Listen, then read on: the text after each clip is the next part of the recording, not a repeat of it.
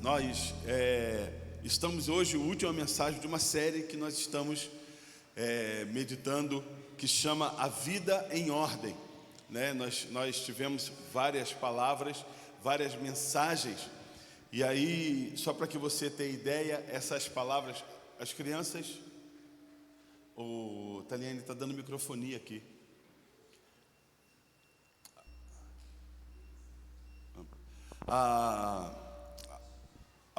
Algumas mensagens, ou não, todas as mensagens que você ouviu nesses dias em que nós meditamos aqui, elas se referem ao curso de novos membros da igreja.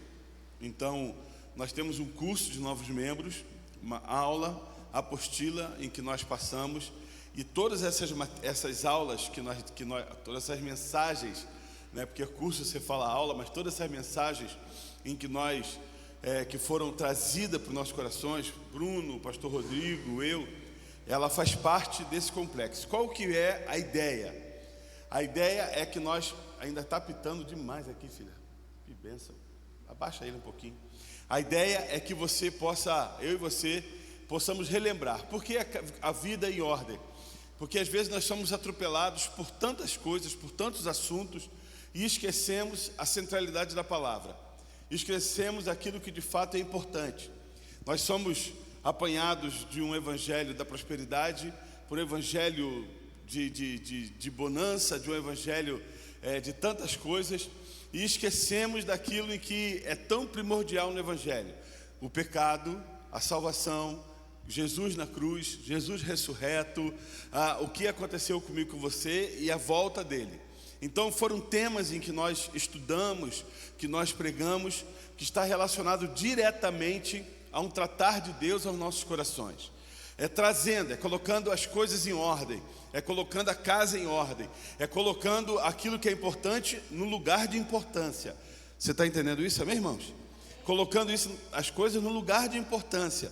E não dizendo que bênção não é importante, não estou falando disso. Mas às vezes nós somos tão atropelados no mundo capitalista, no mundo comercial, que nós precisamos cada dia mais. A Bíblia chama isso de insaciabilidade. Eu ganho 1.000, preciso ganhar de 2. Aí quando ganho 2, fala, não, 2 não dá, preciso ganhar 4. Aí quando chega a 4, não, 4 não dá nem para o cheiro, eu preciso agora de 8. Aí quando chega a 8, você fala, meu Deus, eu pensei que 8 fosse dar, agora eu estou precisando de 16. Porque a cada dia que passa você vai gastando cada vez mais. Na verdade, isso é insaciabilidade. Nossos corações sempre precisando de mais e mais. E com isso nós colocamos as coisas de menor valor no lugar daquilo que tem maior valor. E o que tem maior valor em nossas vidas é que um dia nós estaremos diante do Deus Altíssimo. Amém, queridos? Nós estaremos diante do Deus Altíssimo. Então, só para relembrar, a primeira mensagem foi o que o pecado fez em nós. Se você for lá no Éden, primeiro pecado, Adão e Eva, e vim decorrendo toda a história, no mundo tão destruído, onde a Bíblia fala que já é do maligno, o que o pecado fez em nós, a destruição, a separação, o que precisamos fazer para sermos salvos. E o Bruno trouxe essa meditação aqui para nós. Nós não precisamos fazer nada, porque Jesus Cristo já fez na cruz do Calvário. O que nós precisamos fazer é aceitá-lo, nos arrependermos e aceitá-lo como único e suficiente Salvador em nossas vidas. E é exatamente isso. A obra da cruz, o projeto da cruz, a obra da cruz, ela é suficiente. Pastor, eu não preciso dar 10 cestas básicas para ser salvo? Não, você não precisa fazer isso. Você precisa ser salvo para fazer isso. Mas e as boas obras? Nós não somos espíritas, nós somos crentes, transformados, lavados e redimidos no sangue de Jesus Cristo. Claro que sendo salvo, eu sou impulsionado a fazer boas obras. Sendo salvo, aceitando Jesus Cristo como meu Salvador. Terceira mensagem que nós falamos da obra da graça, o que acontece em mim quando eu sou salvo. Que nós falamos das 3 coisas importantes que acontecem simultaneamente em nossas vidas: a regeneração, a justificação e a adoção. A perseverança dos santos, o pastor Rodrigo trouxe essa mensagem numa quinta-feira, falando para nós de perseverarmos, ser fiel até a morte, que dar-te-ei a coroa da vida. É ser fiel. Final dos tempos. Bruno trouxe essa mensagem no domingo, falando que está aí, tudo conspira para o fim dos tempos. Quando você lê a palavra e começa a comparar a palavra com o que está acontecendo, Jesus está voltando. Você tem paz com isso? Amém, irmão? Eu espero que você tenha. Eu tenho essa paz que Jesus está voltando. E por mim ele poderia, e o Bruno falou por várias vezes, agora. Não, talvez daqui a pouco. Mas Jesus está voltando. E o tema de hoje é Maranata. Ora vem, Senhor Jesus. Amém, queridos? Maranata. Esse tem que ser o nosso desejo. E eu quero começar essa mensagem lendo um texto lá em Apocalipse 22. Se você tem a sua Bíblia aí, abre lá Apocalipse 22, é o último capítulo de Apocalipse, que por sinal é o último livro também. Apocalipse 22, 16 ao 21. Apocalipse 22, versículo do 16 até 21, até o final, se eu não me engano.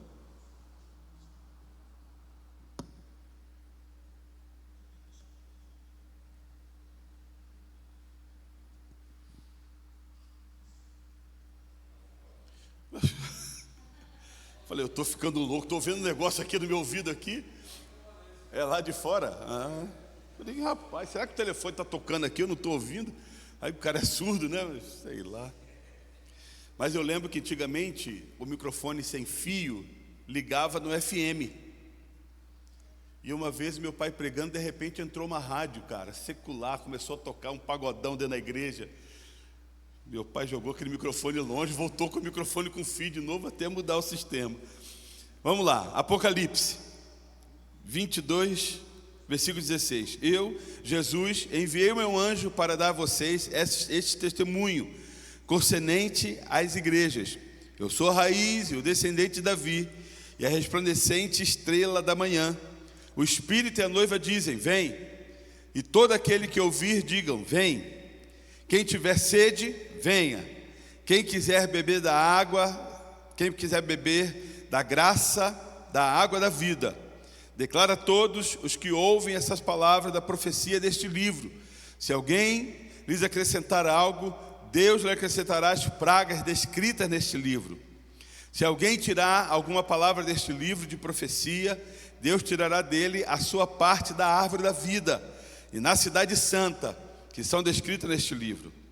Aquele que dá testemunho destas coisas diz, sim, venho em breve, amém, vem Senhor Jesus.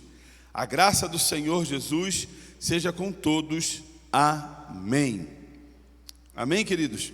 Quando nós falamos desse texto, esse texto ele traz algumas coisas especiais e nós vamos já meditar nele, mas quando nós falamos Maranata, não é para ter nos nossos corações aquela sensação de pânico, sabe?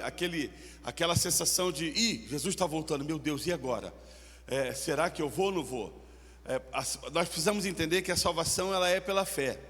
Então Jesus Cristo morreu na cruz do Calvário, eu e você nos arrependemos, aceitamos, somos salvos. E temos que manutenir, alimentar a nossa salvação todos os dias, porque o pecado nos afasta da salvação. E é importante nós alimentarmos e sabermos que um dia Jesus Cristo virá. Ah, pastor, mas será que eu estarei vivo quando Jesus voltar? É exatamente esse momento. A Bíblia fala que ele virá como ladrão, e como ladrão eu e você não esperamos. Ele só virá. Então, o que o Senhor pede de mim e de você? Que todos os dias nós estejamos prontos para recebê-lo, prontos para irmos para a glória, prontos para a chegada do noivo.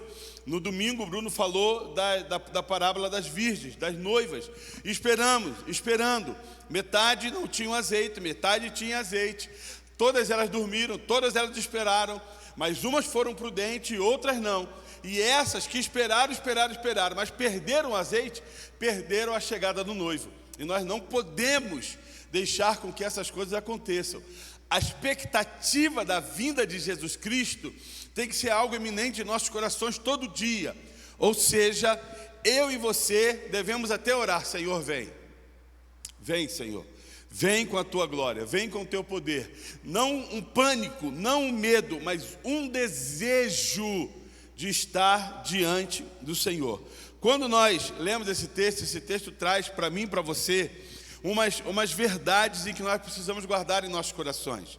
Algo que nós precisamos, toda vez que a gente fala sobre Apocalipse, né, fala, meu Deus, os selos, a besta, irmão, deixa eu te falar, a tribulação. Eu gosto de Apocalipse seguinte, porque eu falo, Senhor, que bom, porque eu não vou passar por isso, porque eu estarei na glória. Que bom que eu não estou preocupado com isso. É selo, é besta, é meia, vai colar, não vai colar, é chip, sem chip. Senhor, eu quero estar na glória com o Senhor. Eu não quero provar para poder ver essas coisas. Eu quero estar diante do Senhor na glória. O meu objetivo é estar diante do Senhor. Só entra em pânico quem tem dúvida. Só entra em pânico quem tem incerteza no coração se vai para o céu ou não. Nós precisamos ter essa certeza. E quando eu leio Apocalipse capítulo 22, esse versículo que nós lemos, ela traz para mim e para vocês algumas coisas bem importantes que nós precisamos guardar em nossos corações. Princípio básico de vida cristã. Aceitei, salvo, vou para o céu. E eu preciso alimentar isso todos os dias. Primeira coisa que eu aprendo nesse texto, no versículo 16, fala sobre a identidade de Jesus. Olha o que o texto diz no versículo 16. Eu, Jesus, enviei o meu anjo. Eu sou a raiz. A raiz o que é? É a base, é o começo. Quando você joga a semente não começa pelo tronco. A semente começa pelo quê? Pela raiz. Lembra daquela experiência magnífica que você fez na escola? Pegou um feijãozinho, colocou algodãozinho e molha o feijãozinho. Não brota um pé de feijão, brota o quê? A raiz. Jesus fala que ele é a raiz, ele é a base, ele é o começo de todas as coisas. Ele é a geração de Davi, a resplandecente estrela da manhã. Ou seja, quando o texto começa a falar, eu, Jesus, enviei meus anjos, fala de uma autoridade divina. Eu quero só que você entenda o seguinte: ser angelical não é maior do que o nosso Deus. Tem pessoas que adoram os anjos. Meu Deus, eu vi um anjo. Beleza, dá temor e tremor, assim como Daniel falou e outros homens da Bíblia falaram. Dá tremor e tremor. Porque pastor, você viu aí? Você viu um anjo passando aqui? Irmão, as coisas não são bem assim, né? Ninguém vê um anjo e fica normalzinho. A gente vê gente feia, não fica normal. Imagina passando um anjo em cima de você, um ser celestial, e você vai ficar normal. Não pode ser. Quando você pensa em anjo está sempre abaixo. É um ser criado por Deus. Eles são sujeitos ao nosso Senhor. Então você é herdeiro, co-herdeiro. Há uma autoridade do Senhor sobre a sua vida e sobre a minha vida. Anjos não foram feitos para serem adorados. Anjos foram feitos para servir. Amém, irmãos? Foram feitos para servir. Recados dos céus foram dados por anjos a homens de Deus. Foram feitos para isso. E quando nós lemos esse texto, Jesus fala, eu, Jesus, enviei o meu anjo. Ou seja, a autoridade divina, raiz e a geração de Davi, é a origem, é a descendência do homem. Quando Jesus Cristo veio, Jesus Cristo precisou vir de uma descendência. Eu e você, nós temos uma descendência. Se você pegar a descendência do Andrezinho, você vai puxar pai, mãe, tios, e aí vai lá para o Nordeste, metade do Ceará é parente do Andrezinho. Não é Ceará? Pernambuco, metade é parente do Andrezinho. Por quê? Porque há uma descendência. Jesus Cristo precisou vir e vir como homem, e como homem ele veio de uma descendência, descendente de Davi. E aí você começa a pegar a história. Estrela da manhã, esperança, novo começo, luz na escuridão. É exatamente o que Jesus Cristo é. Quando ele vier, é a luz no meio das trevas. Ele é, e por isso que ele nos convida a sermos luz, luzeiro, luz do mundo, sal da terra, no mundo em que nós vivemos. Jesus não é somente um mensageiro, ele é a própria mensagem. Ele não é um mensageiro, não, ele é a própria mensagem encarnada. Veio para ser a mensagem de salvação para mim e para você.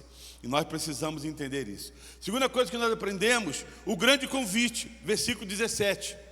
O Espírito e a noiva dizem: vem, quem tem sede, venha. É um grande convite, um convite universal. Há um versículo que diz: mas a todos quantos receberam, esse deu o privilégio de serem feitos filhos de Deus. Há um convite para toda a humanidade. Jesus Cristo não morreu por alguns, para os eleitos, para os escolhidos, para os não sei quantos mil lá que os seus amigos falam. Como é que é o nome? Como é que é o nome não? Com a quantidade? 144 mil. Não é isso. Jesus Cristo veio para toda a humanidade. Para todos aqueles que nele crê, para todos aqueles que o escolheram. O convite, o grande convite, quem tem sede, venha. O Espírito e a noiva. Quem que é a noiva, irmãos? Eu e você. O Espírito e a noiva dizem: vem, vem. Qual que é o papel da igreja no decorrer da história? Se você olha para a história, você vê a igreja pregando e dizendo: vem, porque Jesus Cristo está voltando. Vem aceitar, vem viver. Hoje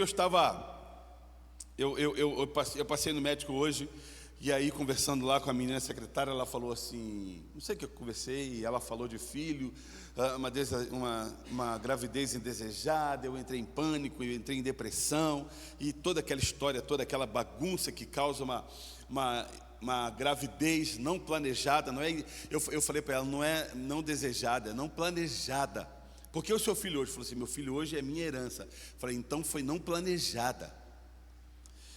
E ela falando, e depois que ela falou, e eu falei assim: você então se casou? Ela falou: não. E quando você vai se casar?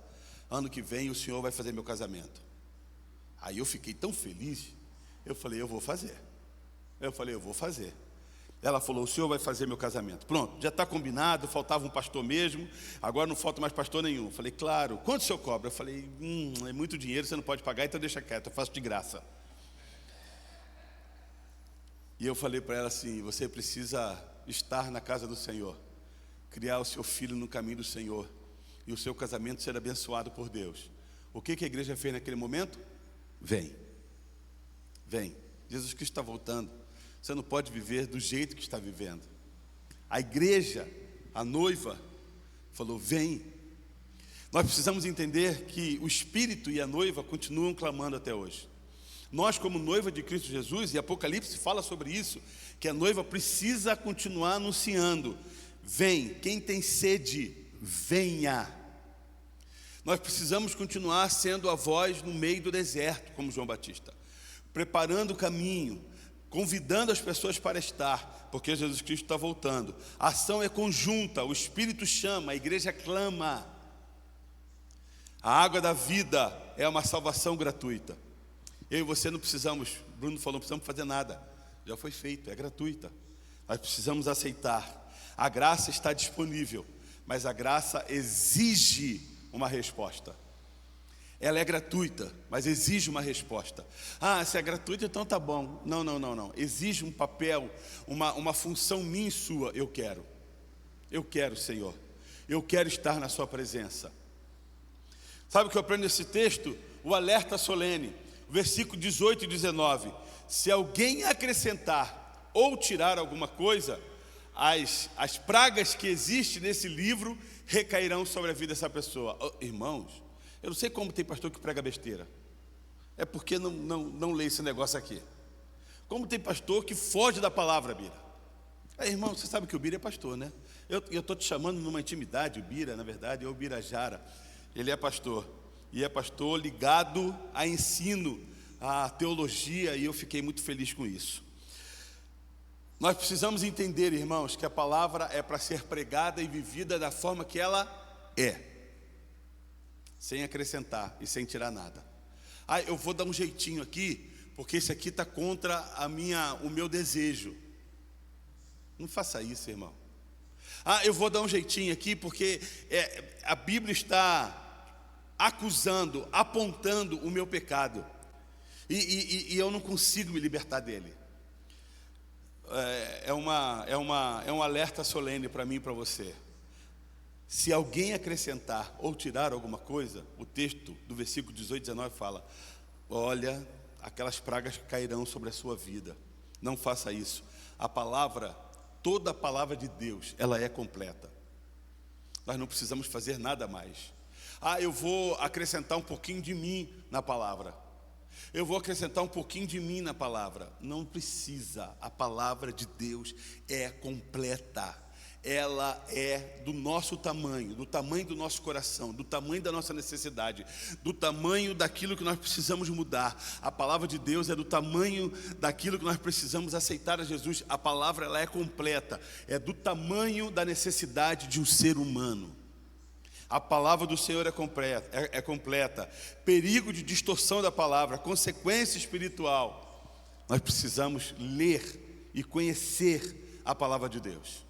Sabe por que a Bíblia diz que o meu povo peca, meu povo perece? Porque lhe falta conhecimento. Lhe falta conhecimento da palavra. O povo perece porque lhe falta conhecimento, e faltando conhecimento, não sabe para onde ir, não sabe aonde caminhar. Você lembra quando você, alguns não lembram porque não é da época, o Rogério não viveu isso, mas quando você ia dirigir e não existia o GPS ainda. Agora você pega o celular aqui, você abre, não era só época, né? Mas você tinha que parar de posto em posto. De posto em posto. Onde fica a rua tal? Cara, você anda aqui, aí o cara falava assim, vira à direita, vira à esquerda, a segunda direita, a terceira esquerda, vai ter uma ladeira, depois sobe 3. Aí você fala, nossa, irmão, fala só o começo para mim, que lá na frente eu vou perguntar de novo. Então tá bom, você vira à esquerda, a segunda direita. Beleza. Aí você entrava na esquerda, entrava na segunda direita, parava de novo. Onde fica a rua tal? Rapaz, tem uma ladeira, você desce a ladeira, lá no final da ladeira você vira à direita, você vai ver tal árvore. Antigamente ainda falava tal árvore. Tem uma mangueira. Aí você falava, tá de brincadeira, mangueira, irmão. Quanta mangueira tem aí? Quantas mangueiras tem? Mas era o ponto de referência a tal mangueira. Porque essa mangueira era pintada de branco. Ela tem uma pintura. Hoje não, hoje você tem GPS. A palavra de Deus, ela é tranquilona, porque ela te conduz, ela te leva, ela é bússola para as nossas vidas. E não há como nós tropeçarmos se essa palavra estiver em nós. O povo perece porque falta conhecimento, mas com conhecimento o povo se fortalece e caminha na presença desse Deus poderoso. Com conhecimento, esse povo não tropeça.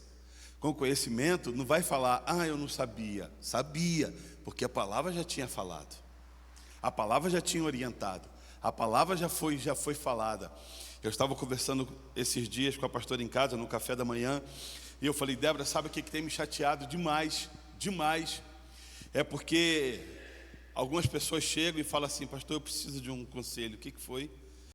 Então, está acontecendo comigo isso. Aí para uma pessoa eu falei assim, lembra aquela mensagem que eu preguei há 3 semanas atrás? É exatamente a resposta para isso. Eu não lembro, o que foi que o senhor pregou mesmo? Eu falei, vai no YouTube, pega 3 semanas atrás e ouve a mensagem. Sabe por quê, irmãos? Porque esse momento aqui, às vezes entra por um ouvido, sai por outro, e quando chega na porta nós já esquecemos. Aí fala, meu Deus, eu não lembro nem o que o pastor pregou, eu não lembro da mensagem de domingo, eu não lembro da mensagem de semana passada, nem sabia que estava nessa série de mensagem, pensei que já tivesse acabado no domingo. Queridos, a palavra ela foi feita para ser guardada em nosso coração. Todas as palavras, tudo que está escrito nesse texto é orientação especial e fundamental para nossas vidas. O que eu estou fazendo aqui, eu só estou pegando o texto, destrinchando assim, Jesus falou isso, não faça isso, não faça isso. E isso seria tão importante nós guardarmos para termos uma vida de bonanças, uma vida direcionada pelo Senhor. Sabe o que eu aprendo também nesse texto? Só para poder complementar, precisamos tratar a palavra com temor, com fidelidade e reverência. É o que está escrito aqui. Precisamos tratar a palavra com temor. O que está de brincadeira com a palavra hoje não está fácil. Precisamos tratar a palavra com temor, com fidelidade e com toda a reverência dos nossos corações. Com toda a reverência dos nossos corações. Sabe o que eu aprendo nesse texto também? A promessa da volta. Há uma promessa nesse texto. Versículo 20. Certamente cedo venho. Certamente cedo venho. Promessa direta de Jesus. Ele vai voltar. Por mais que talvez você fale, mas está demorando, hein? Mas vai voltar. E eu não tenho muita explicação para te dar sobre isso. Ele vai voltar. E ponto final. Se eu falar mais do que isso, eu vou florear. Ele vai voltar. E a minha oração é que ele volte antes de eu morrer. Você deveria orar sobre isso. Isso é Maranata. Vem, Senhor. Maranata não é o céu clamando. Maranata é eu e você orando. Às vezes há um equívoco. Os anjos estão clamando, Maranata. Não. O Senhor já está com eles. A Maranata é a minha oração. Vem, Senhor. Vem, Senhor. Vem. Vem, Senhor. É a promessa direta de Jesus. É uma urgência espiritual. É uma urgência. Resposta da igreja, quando ela fala no texto, amém, assim seja. Ora vem, Senhor Jesus. Nós deveríamos orar diariamente, Senhor, vem. Esse mundo está pesado. Eu estou trabalhando demais e ganhando pouco. Vem logo, Jesus. Jesus, é muita luta, vem logo. Essas discussões, essas tolices, essas palhaçadas, esse alfabeto LGBT, não sei o quê. Senhor, vem logo, acaba logo com essa história toda aí, acaba logo com esse negócio todo aí, vem logo. Mas eu não posso pensar só em mim, porque se eu penso só em mim, Jesus para mim já tinha vindo ontem. Mas quantas pessoas ainda precisam ouvir de Jesus Cristo? Não é só orar, porque só orar se torna egoísmo. É anunciar, porque quando eu anuncio, eu trago a volta de Jesus para mais perto. Quando eu ganho uma vida para Cristo, eu trago a volta de Jesus para mais perto. Quando eu convido alguém, essa pessoa aceita Jesus e muda a sua vida, eu trago a volta de Jesus para mais perto da minha geração. Vivemos como quem espera ou como quem esqueceu? E é uma pergunta que tem que estar latente em nossos corações. Nós vivemos dia a dia como quem espera? Pensa numa coisa que você espera ansiosamente. Por exemplo, alguém que está desempregado, mandou um currículo, como fica o coração dele? O telefone tocou, oi, é da empresa aqui, tudo bem? Então, nós queremos marcar uma entrevista. Você vai na entrevista, e aí o cara fala para você na entrevista, olha, faz o seguinte, pode voltar para casa, que nós vamos entrar em contato. Como que você vai para casa? Coração a milhão, o telefone fica assim, ó, esperando o telefone tocar. Quando toca, você pega, alô? Aí de repente é o Andrezão. Aí você fala, Jesus. Aí você fala, tá bom, André, desliga logo, porque eu estou esperando um telefonema, porque vai que você está falando comigo e vai dar ocupado. Tá, tchau. Alô? Irmão, eu e você deveríamos ter essa mesma expectativa em nossos corações em relação à volta de Jesus. Ele vai voltar. E eu deveria viver essa espera, essa esperança. Ou vivemos como quem esqueceu? Vai voltar? Nossa, esqueci.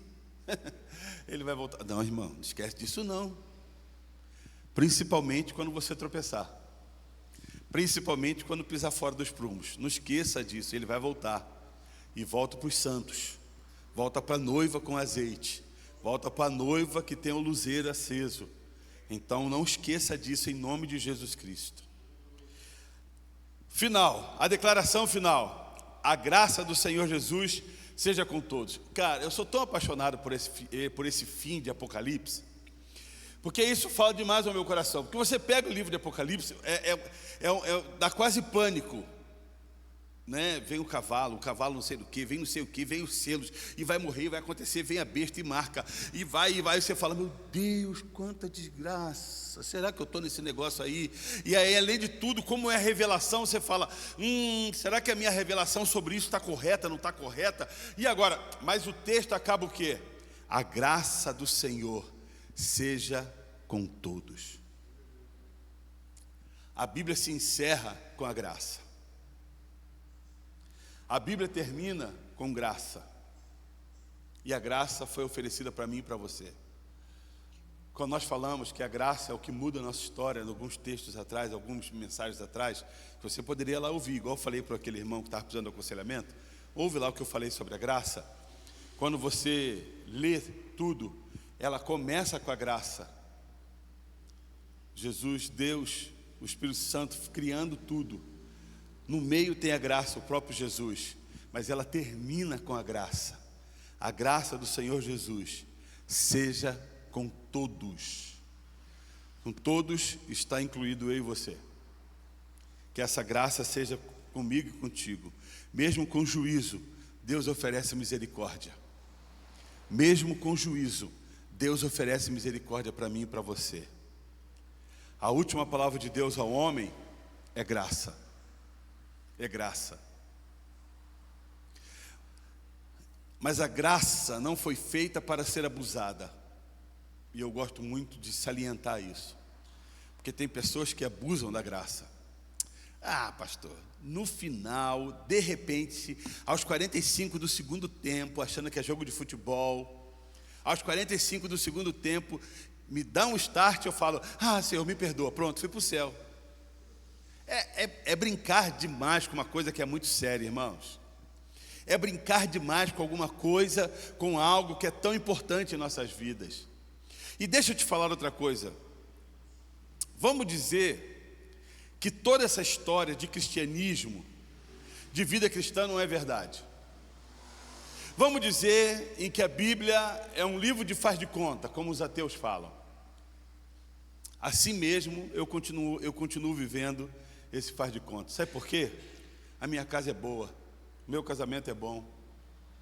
Viver debaixo dessa palavra, mesmo as pessoas achando que às vezes é um absurdo, é bom. Então não tem como a ela ser tão perfeita, ela não se contradiz, ela projetar e ela se cumprir na história da humanidade e não ser verdade. E nós precisamos entender que a última palavra do Senhor para mim e para você é graça, mas não abuse disso. Viva a cada dia debaixo do poder de Deus. E se porventura a Bíblia fala pecar, nós temos um advogado. Volte para a presença, volte para a graça, volte para o Senhor. Não deixe com que isso seja a sua última opção, seja a minha última opção de vida. Eu não posso deixar que essa graça do Senhor seja a minha última opção. Não faça isso. Fique em paz, viva na tranquilidade do Espírito e, melhor de tudo, sendo direcionado pelo Espírito.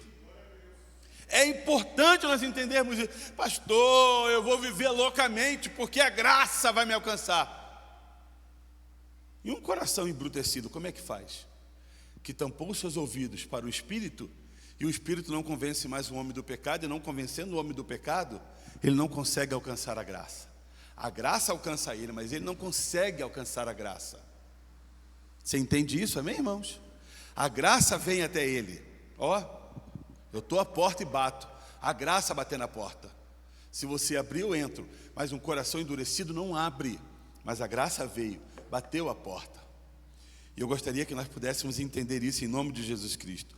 A última palavra de Deus ao homem é graça. Aproveite enquanto ainda há tempo. Ou dá tempo. Aproveite isso, viva isso todos os dias. Essa graça de Deus.